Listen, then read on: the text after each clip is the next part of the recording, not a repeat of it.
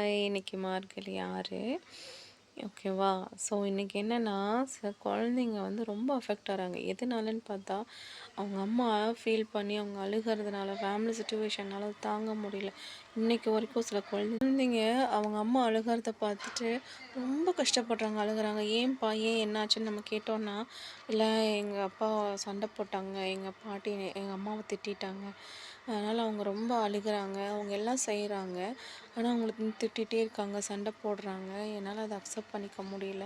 எனக்கு அத தாங்க முடியல." அப்படின்னு அந்த குழந்தை ஃபீல் பண்ணி சொல்றா.